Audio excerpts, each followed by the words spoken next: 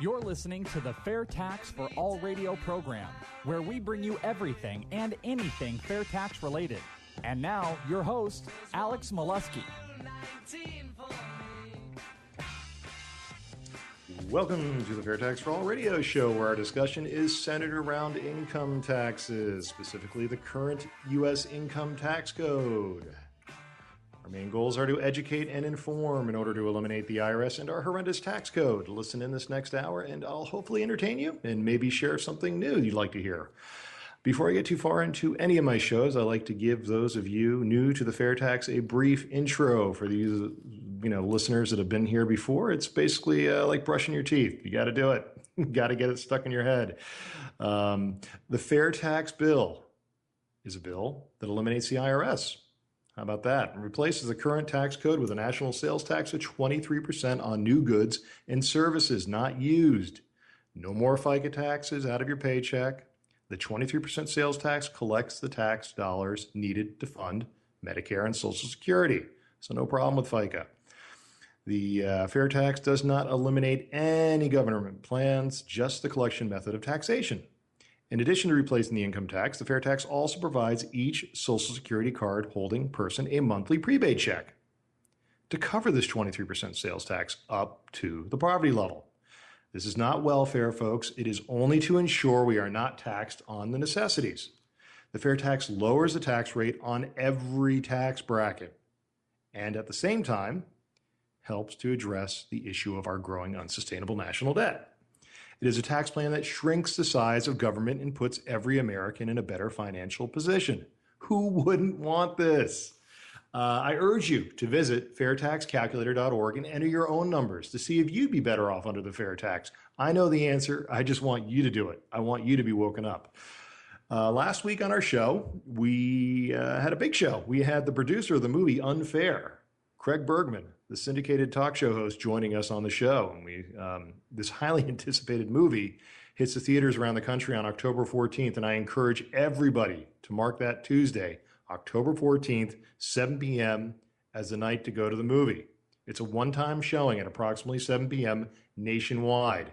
As of now, there are almost 700 theater screens showing the movie, and there'll probably be upwards to 1,000, 2,000 7 weeks from now. I expect it'll be everywhere by the time this movie is released. So, as I said, one-time showing. That's all. One time. Get there. Visit my website, molesky.com, under the Events tab, and I'll have the link to the Unfair movie to learn more. And you can also get tickets there and sponsor a group or a theater. You can also visit Fandango or other websites and go ahead and enter Unfair in the search engine in your zip code to find the closest theater to you. Plenty in my area right now. I'm hosting the event, planning on it at the AMC Desert Ridge Theaters in Scottsdale. I'm hoping to have a big crowd there, fill up a theater, and I want to see you out there with me. Visit my website to find out more. You can email me, and I'll put you on a list to keep you in the loop of what's going on with it. I really, really would like you there. Now, this week on our show, I will have a special guest coming up in a little bit. My big brother. No, not big brother. My actual big brother wanted to talk about the fair tax and specifically how the U.S. territories are treated differently under the tax code. So the current tax code, that is. Is it fair? Well, we'll see in a few minutes if I can get my adorable nephew to let my brother free to join us for a few minutes. But first, I want to reply to a Bill O'Reilly tape, I think, today. Hey, Jeremy, did I sent you that link to the Bill O'Reilly piece? Did you still have that? I believe I do, yes. All right, we'll wait to it in just a minute. I do also want to remind you, if you go to the website, molesky.com, I do put the podcasts of these shows up there, and I've been videotaping it with our high production crew here. So you can see little extras like these clips that I'm going to play in a minute. You can see the video portion along with the audio, and you can see what I'm wearing for the day. Today, a little homage to my brother's island of St. Croix. So basically, listen in for the next hour, soak up some great fair tax information, and after the show, we'll have Dennis Prager with some of his best stuff from last week. Let's get started. Jeremy, I'm playing that Bill O'Reilly. This is a Bill O'Reilly reply, folks, to someone asking him about the fair tax. Look, I'm not opposed to the so-called fair tax, where you tax consumption. I think it make it a lot easier. I think they probably collect more money. But the liberals say it's unfair to the poor because they have to consume too. So they are paying at the same rate the rich. Now the rich and the affluent buy a lot more stuff, so they pay more money. But the mindset in this country is that the poor shouldn't pay anything. See, most poor Americans don't pay any income tax to the feds. Nothing. So then if you get a consumption tax, they would. And that's what stops it. Okay. In my efforts to continue sharing with you prominent people in the media that support the fair tax or are open to the fair tax, I've been playing clips of known celebrities on the show and show you how widespread the love of the fair tax is growing. This clip from Bill O'Reilly, he's the Fox News man, most of you know, the reporter, commenting on the fair tax. I like Bill, and I do think he gets a bad rep sometimes for being far right, when I really think he's just a smidgen right of the middle, to be honest with you. He's definitely a conservative, but that doesn't mean far right. In his reply here, I can understand he's definitely a champion of the poor and in need from, those in need from all of the research. I've seen from the man, he gives quite a bit. Plus, he has a well-produced show and often entertaining. So, am I basically covering myself here, Jeremy, so Bill doesn't come after me, the big boy? Probably a smart thing to do. Anyway, O'Reilly supports the fair tax, or he's not against it here, but doesn't think it would be passed based on what he knows about it. And that's the key factor. Pun intended, folks. Mr. O'Reilly doesn't mention the prebate that we talk about here on the show and have gone into detail. It effectively makes it so the poor are actually better off under the fair tax. Without the prebate, there is no way the bill would pass, folks. He also says that many of the poor don't pay taxes at all. All due respect, that's not true. Pretty much all Americans pay taxes if they have any kind of a job at all. If you have a job, you pay taxes under our current tax system. It's called FICA taxes. It's that 7.65% that every American pays. If you make a lot more money, over the $200,000 tax bracket, you're paying a little more. I know Mr. O'Reilly must know this. He might just be keeping it simple, to reply to people. And to be fair, Mr. O'Reilly made this comment a few years back. I just haven't seen anything more recent in regards to his thoughts or stance on it, on the fair tax, at least not with any comments. I found his knowledge of the fair tax to be just a tiny bit light, smidgen on there. He's a smart man. I like to give him all the benefit of the doubt on this, so I'll just take it that he has not studied the fair tax as much as I have, and that's understandable since his job is not tax reform. His job is all-encompassing news. With the Unfair movie coming out, I have a feeling Mr. O'Reilly will be better informed on the fair tax than he was in the clip that I just played. So I'm sure I'll be interviewing some of the unfair people soon, more fair taxers, and hopefully you can get a little more educated about it. That's all it takes. That's why I have a show here like this. So, yes, Mr. O'Reilly, I do think the fair tax can be passed since every person paying taxes, which is all of us, definitely including you, and especially you too, you'll pay less under the fair tax. All of us. Anyway, thanks for your support, Mr. O'Reilly. It's appreciated. That is, I'll take your words as support since I was able to supply the answers to your concerns in regards to the fair tax and its ability to appeal to all and to pass as a law. Folks, I want you to get back to me. Let me know if you have any thoughts of how we can approach Mr. O'Reilly, aside from this great movie that's coming out in October, which I think will really awaken a lot of people. I don't know, next. Should I have my brother on next? I don't know. Who wants Michael? Who wants my big brother? Guy was never really bossy.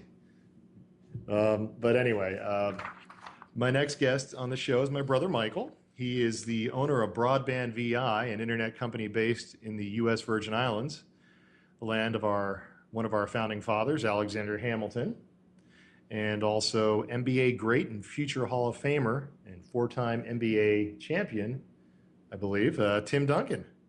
Welcome to the show, big brother.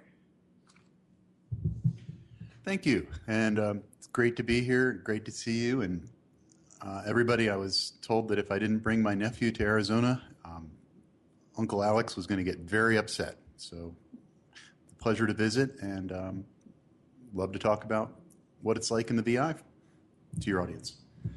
Cool. Thank you, Michael. And yes, so my nephew is 1 year old and he's adorable. And it was kind of like, I'm always happy to see my brother, but I spent enough years with you. I don't get to see the little nephew enough. And I might be able to get a clip. Maybe my brother will let me put a small clip of or a picture of my nephew up. I don't know. It might be licensing agreements with that cuteness factor involved. For those of you unfamiliar with the Virgin Islands, they are one of the 14 territories under the U.S. jurisdiction. Basically, all the rights of a U.S. citizen, except you can't be president or vice president. You can just nod, Michael. Is that about right? That's correct? Okay. I've asked Michael on the show today because I've talked about the taxes on the U.S. Virgin Islands on a federal level before.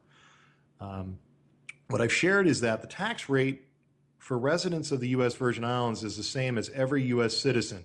But the unique part of it is that all federal tax dollars are returned to the local government. All of it is returned for the territories to spend as they see fit, not the federal government. Is that correct, Michael?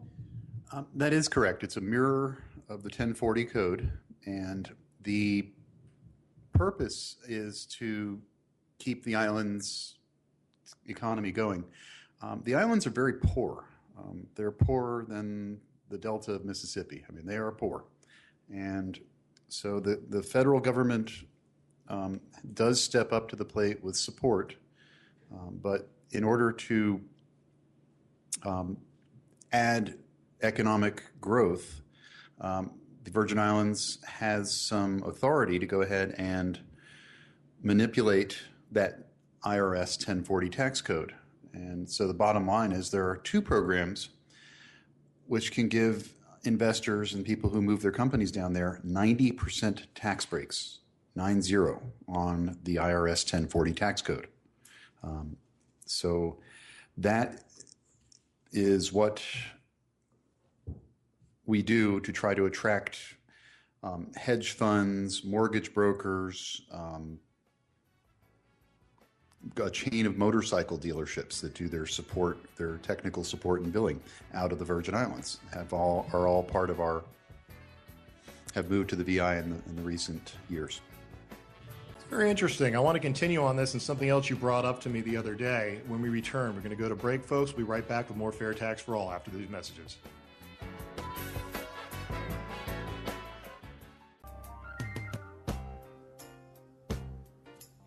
Welcome back to the Fair Tax for All radio show. I'm your host, Alex Molesky, and with me we have Big Brother watching us or talking with us. It's my brother, Mike Molesky.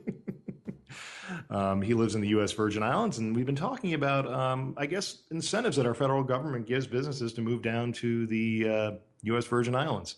And one thing that he brought up to me and just talked about for a minute was the tax incentives with savings up to 90% off the federal 1040. I'm not sure if I understand how that might be fair to somebody else who has a business in, let's talk about it. U.S. Virgin Islands, what's the average temperature? In the 70s, 80s or something, and it's paradise essentially. Okay, folks. And I'm not going to say that, the middle of the desert isn't paradise, if it reaches, somewhere in, Death Valley of 100, you live out in Death Valley, or if you live out in somewhere far north where it reaches a 20-degree average temperature, I'm not sure why they're not getting the incentives. Is there any way you can go a little bit more into detail, Michael, about that 90% break and I don't know, your thoughts on that and the fair tax and the tax code?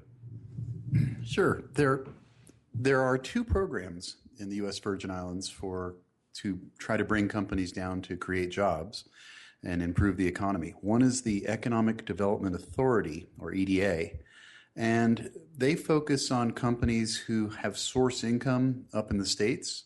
So, for example, a large mortgage brokerage company has moved down in the last few years. In the past, we've had hedge funds, and they also protect the local hotels. And all of these companies get this really nice tax break if they will hire 10 people and give some charitable donations and reside in the islands for 183 days a year. That goes back to the IRS wanting you to prove without a doubt that you are a resident of your state. And I know the rules are a little different in the States, but that's the rule that we've lived with in the VI. So I know some people that count the number of days they're in the Virgin Islands and then make sure that they hit that 183 days a year. But they file their taxes in the Virgin Islands, and as you stated earlier, the money stays in the Virgin Islands, and they're getting a 90% break on their 1040 for the revenues that flow through or are passed down from their company. The other program that we have is geared toward technology firms, and that's the University of the Virgin Islands Research and Technology Park. And that income is income that is created in the Virgin Islands. So we have companies that are software firms, internet providers, and I'm trying to think, a stock analysis company are some of the companies that we have as part of the UVI Research and Technology Park. And that park, again, can grant that 90% tax break for companies. Now, you asked, is it fair? There is resentment amongst the local population for these off-islanders who come down and get these huge tax breaks. Again, it's all done under the banner of economic development. Are they giving away too much? That's a question that you have to ask, and the politicians have to answer, because it is up to the Virgin Islands to determine what they tax people, and that's an interesting point. Getting back to the fair tax discussion, a friend of mine is running as the Republican candidate for the delegate to Congress, and he is supporting a flat tax, fair tax hybrid as something to stir economic development in the Virgin Islands and make that available to everyone, Virgin Islanders and anybody who wants to move down, so they can enjoy those types of tax benefits. Because again, you file locally. Even though you're a U.S. citizen, the money does not go to the IRS. It goes to the Bureau of Internal Revenue for the Virgin Islands.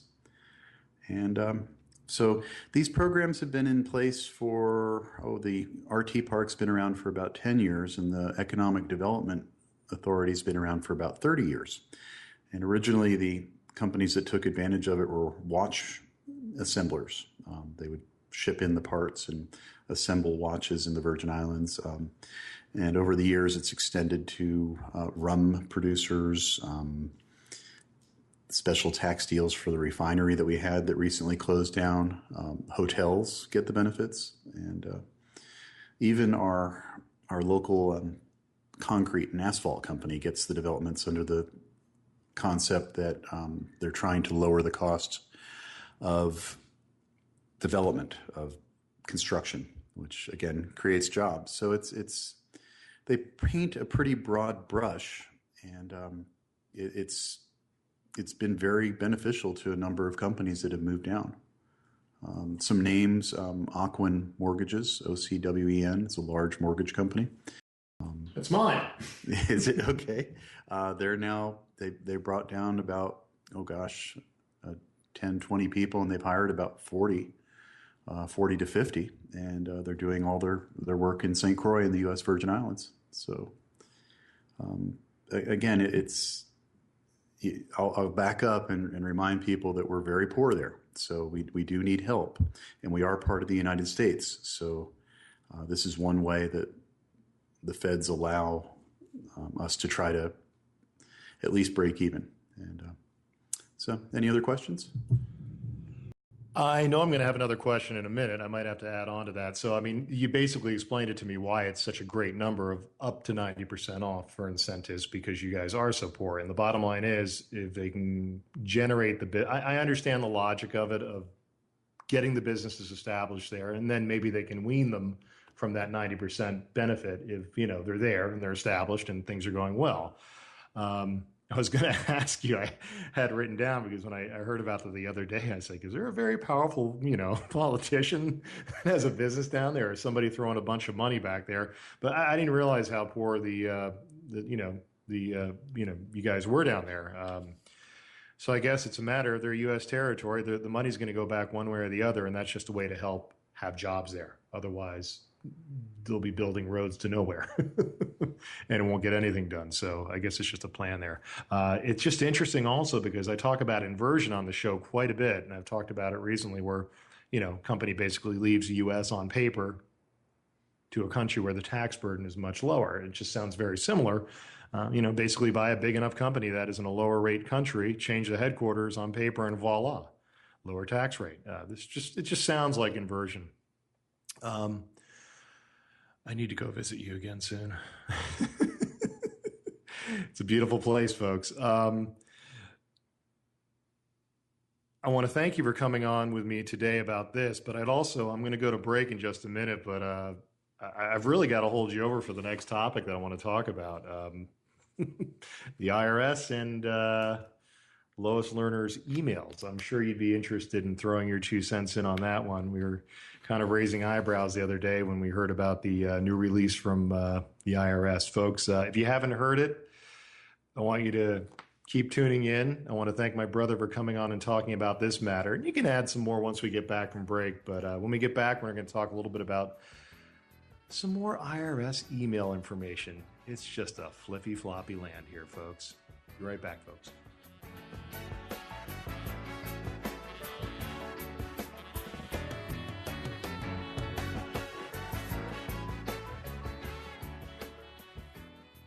Welcome back to the FairTax for All radio show. I'm your host, Alex Molesky, and we've been talking about the FairTax and specifically federal government and the U.S. territories and a little bit about some inversion type, not tactics, but how they give incentives to companies moving to their territories. Specifically, what I'm talking about today is U.S. Virgin Islands, St. Croix, because that's where my brother lives. And he was saying they can get up to 90% off on their taxes. But one thing he wanted to add at break was they can give, the deals are 10 to 15 years. I mean, everything's negotiable. It's just basically to help out these islands. Otherwise, we'll have to send tax dollars and everybody would be on welfare there because there'd be no jobs. Because the infrastructure of the, free market hasn't grown enough yet to support them there. So my brother's doing his part. I know that. Has quite a few employees and everything. But anyway, we wanted to move on, and my brother is sticking with me. He basically bought his time on the show today. No, he volunteered to come on the show graciously. But I like to say he bought his time by bringing the most adorable 1-year-old that I know, or the most adorable child I know. That's my little nephew. But I wanted to give you the update. I know my brother wanted to stick around for this one. Just a short update on the IRS emails. Late last week, the IRS attorneys admitted that Lois Lerner's missing emails still exist. First they do, then they don't. Which is it, IRS? I mean, this feels kind of like a game of that beanbag toss, tic-tac-toe that I used to have when I was a kid. You throw the beanbag and it moves to X, and then you throw it again and it turns around. It might end up on O or nothing or anything. It just keeps changing. It's so sad. It's almost comedic, like Abbott and Costello's classic Who's on First routine. Come on, guys, get up there and do the routine for them. But the Department of Justice attorneys for the IRS told Judicial Watch last Friday that Lois Lerner's emails, like all government computer records, are backed up by the federal government in case of a government-wide catastrophe. They also said that they may be almost impossible to find. I wish they'd say this about my tax records when I owe. I said this all along that it must be backed up, and even if it wasn't, there must be a trail. My brother here, Michael, I know you weren't on to talk about this today specifically, but you were one of my sources when I was talking about the Lerner emails on the show. And I was wondering if you just had any thoughts on this and these missing emails. It's almost comic. This is my little bit of background. I have a degree in computer science from Georgia Tech, and I've started and run an ISP in the Virgin Islands. So I know a little bit about this topic of emails, and it's unbelievable what the lies that are coming out of them, the IRS, over this whole matter. But should we be surprised? I mean, I support your FairTax initiative so strongly. I mean, Washington is so broken. The congressmen and senators, they have to spend all their efforts in fundraising, and the fundraising they get is for tax deals. And it's just, to take that out, all of that out of the equation, would be so healthy for our political process. And I really hope that we can get some momentum going here in the next couple of elections. But the IRS, it's basically an organization of thugs that hold a gun to your head to take your money. Why should we be surprised when they lie to us? It's brutal. Of course they have backups. Of course they have the emails stored somewhere, and of course they're available. Can't find them. Have they ever heard of a database? I mean, my Lord, it should take them 5 minutes to find them, and it's just ridiculous. And I don't believe a word they say. It's so frustrating. But it's, again, not a surprise. No, not at all. It just kind of reminds me of a lot of election processes where, basically, put an ice cream cone in front of you. Hey, I'll buy that, do the research, folks. Do the research. We're only 100 years old, this IRS and our tax code. Over 100 years ago, we still had schools. We had the military defending us, and we had no income tax. It can be done again, folks. I think we'll be fine. One little thing before we go to break, I wanted to add. My brother did mention they have a congressman in St. Croix, and the neat thing about that, they do not get a vote necessarily on bills, but they get appointed to committees, and there they get a vote to see if bills go to vote. That's key. So I'm happy that I now know that I might have an extra person to converse about, and maybe sell him the benefits of the fair tax over a flat type tax, because I'll tell you what, flat tax does not get rid of the IRS, and that's the big problem. Folks, we're going to go to break, and we'll be right back after these messages.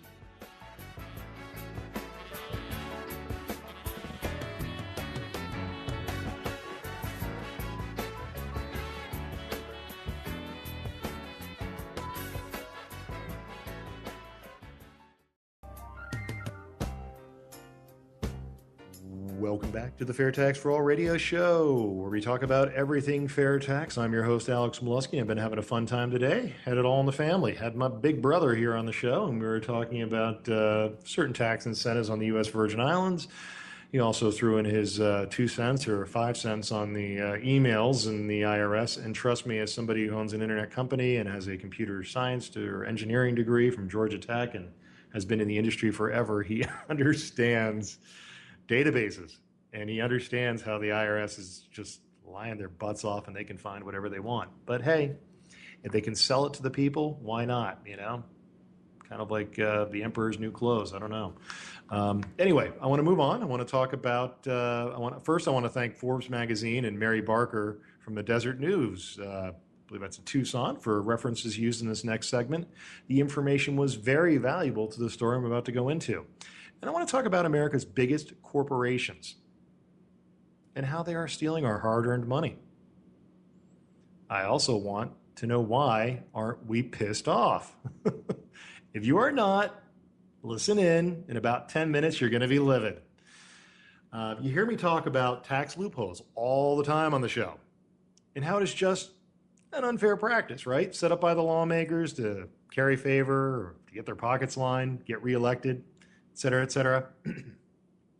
Not saying all politicians, but it only takes one to give the rest of them a bad reputation or get some bill passed or storm rolled through or something added or favors added to just mess it up for the rest of them and the rest of us.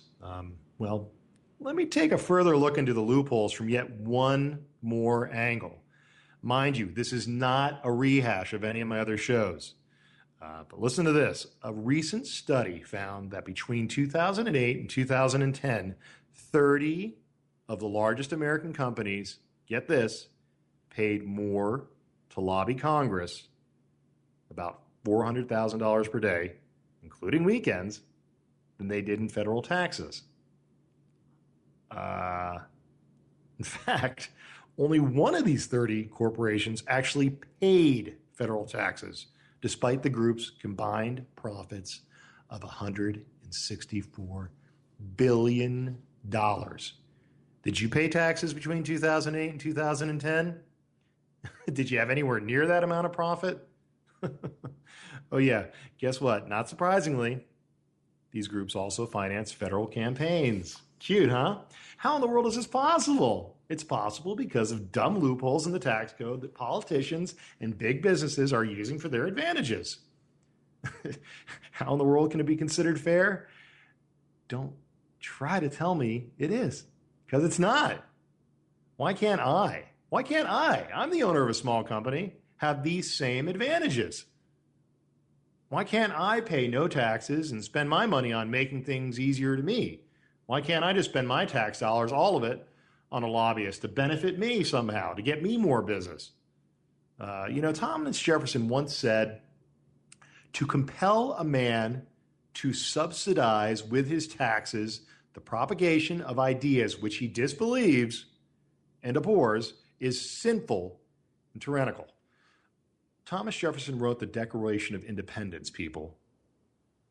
That 1,137 short but beautifully worded, precise document that gave birth to our great nation over 238 years ago. One page. One. Something about all men being created equal in the document, if I recall, folks. Yet here we are, 238 years later, living in a country where we are not equal. For many reasons, maybe, but very much so in the tax world. I'm going to read some different examples now and see if you think Thomas Jefferson would be proud of our tax code and how our government treats the U.S. citizens. We are not all created equal in regards to our hard-earned dollars, trust me. J.P. Morgan Chase was bailed out by our government for $25 billion. J.P. Morgan Chase has been fined almost $25 billion for numerous illegal activities. To pay the fine, it laid off 7,500 employees. Yet it rewarded their CEO, Jamie Dimon, with a 74% raise. He now takes home $20 million. I'm not getting the math here, folks. Who subsidized this bailout? We, the taxpayers. Who was cheated by this bank for illegal activities? We, the taxpayers. Who suffered 7,500 jobs lost? We, the taxpayers. Okay. Let's look at this, and it's okay if you're getting pissed off listening to this. I'm glad if you are. Let me break it down in simple terms, though. J.P. Morgan Chase was a failing business. They got a loan of $25 billion of our money because our government thought they should be helped. The big corporation, not the small mom and pop shop that represents the larger share of the free market, they didn't get helped out if they needed. They didn't get helped out when the economy turned south. J.P. Morgan then they went ahead and got fined that amount of money almost that they got loaned for illegal activities. So essentially we, the American people, had our tax dollars spent by the U.S. government to bail out a bunch of people acting with criminal activity. Because of this criminal activity, J.P. Morgan Chase additionally ended up letting go 7,500 people. That's 7,500 people. That's larger than probably half the towns in America. Many who were not involved at all in this criminal activity were just working through their jobs. So thanks so much, my government. Thanks for nothing. Thanks for spending my dollars the way you see put. Let me continue. This isn't the only subsidizing of huge corporations making billions that the American taxpayers are subsidizing and have. A minute ago, I mentioned that as a small business owner, I couldn't take advantage of some of these tax advantages that big corporations can. Across America, The United States communities are subsidizing billion-dollar corporations to encourage their relocation there or startup location, competing town against town and sometimes against the developing world. They offer these businesses incredible sums and incentives. What does this all mean to the small businessman in the free enterprise system? Get this. In his book, Free Lunch, David K. Johnston tells of a mom and pop sporting goods store in Pennsylvania that was ruined by Cabela's. The package deal Cabela's demanded for its presence in the town included property tax exemptions, the pocket of sales taxes and subsidies to help cover the cost of construction. All this meant, of course, that local taxes, including from the mom and pop store, subsidized its competition. Favoritism, folks. Completely unfair. And this isn't new. Sam Walton and his Walmart stores have done this throughout the country. It's not Walmart's fault. It's not Cabela's. The communities have given them a sweet deal. It's just so obviously unfair to me. Does it seem fair to you? It sounds like insult to injury. That's what it sounds like to me. The community powers favored the big box chain over the mom and pop. The mom and pop get none of the advantages like the big chain store, and therefore are at an unfair disadvantage. And adding insult to injury, they likely go out of business because they can't compete. This is not, I repeat, not free market. The fair tax brings back fair market. I'm not done yet. I'm hoping you're already really getting livid at this, getting steamed up, and do something about it, meaning contact your congressmen and your senators. Get them to support the fair tax. You know, you think this activity would be illegal? It'd make me think twice if I were to venture into the retail world. I wouldn't want to. I have a small business I mentioned, but we're not a retail establishment. The free market society that was set up originally in this country is dying. And let me move on. And yet a third example of how these big corporations are taking advantage of the tax system. How about GM, for example? GM is a different style of this abuse, I feel, by our lawmakers and tax lawmakers. GM would have gone bankrupt if not for the bailout. Billions of dollars of incentives from federal, state, and local governments, yet billions of dollars worth of previous incentives from state and local governments couldn't prevent it from declaring bankruptcy. And then they opened back up for business. That's a real cute trick, isn't it? Remember this, you might have heard of it. They declare bankruptcy and they avoided paying back $11.2 billion of our taxpayer dollars. And guess what? GM profits since have totaled over $22 billion. Could they pay it back now? Maybe just because they feel they owe it to us? I don't know. I don't like the tax system, but they're taking advantage of it.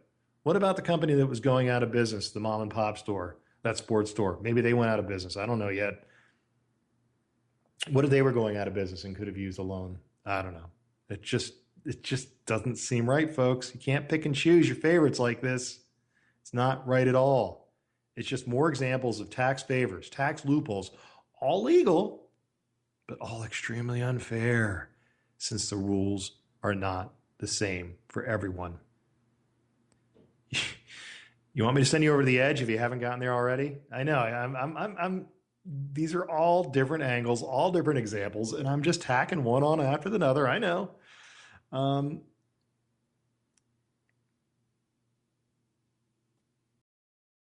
I forgot to add, hold on a second. I don't want to repeat myself, but I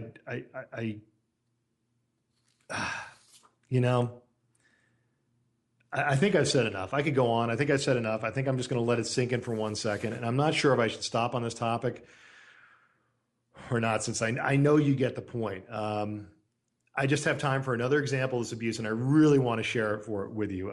Back in the 80s, get this, during the savings and loan crisis, hundreds of bankers went to jail. After being bailed out in 2008 after their illegal activities, bankers were not even prosecuted. In fact, bankers paid themselves record bonuses rather than rebuilding their balance sheets. The Government Accountability Office calculates that the crash cost the U.S. economy $22 trillion. And that doesn't include the human cost in terms of lives ruined, jobs lost, homes repossessed, pensions slashed, services cuts, hospitals closed, countries destabilized outside of the U.S., etc. When banks are fined for criminal activity, the fines often amount to a slap on the wrist these days, and that makes criminality profitable. That makes it something people will try more often, right? Hey, no harm, no foul. You know, HBSC admitted to laundering billions of dollars for the biggest, dirtiest drug cartels. And once again, no one was prosecuted. It was decided that HSBC was too big to jail, suggesting a two-tiered legal system, one for the average citizen and one for the rich and powerful. The bank paid a fine equivalent to 8.6% of its $22 billion profit of the previous year. Its chief executive, however, said the bank was profoundly sorry. Oh, really? I don't know what I can say. I researched what I was going to say to you here on the show, but after saying it on the air, I just feel deflated. I feel upset. I feel empty. Just going to shake my head and say, I'm just going to use this to my advantage. This is fodder. This gives me just more reason to fight this incredibly bloated and abusive tax code. Let it all sink in, folks. And then get back to me if you want to help me in this mess. I'd love your help. I would love your help. Let me know if you want to end the IRS arm of abuse. Let me know if you want to end the mind games the U.S. tax code does to all of our brains. Let me know if you want to get rid of the shackles that holds the common folk down, but are not used by the too big to fail major corporations that our politicians seem to bow down to. At the very least, I would ask you to share the idea of the fair tax with a friend, family member, or associate. If you can do that once a day or even once a week, the word will spread. Change will come.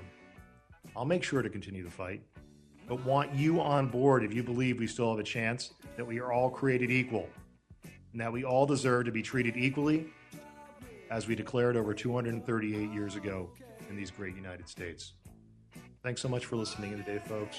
Have a wonderful rest of your weekend, and I'll be back next week with more Fair Tax for All Radio. Thanks so much.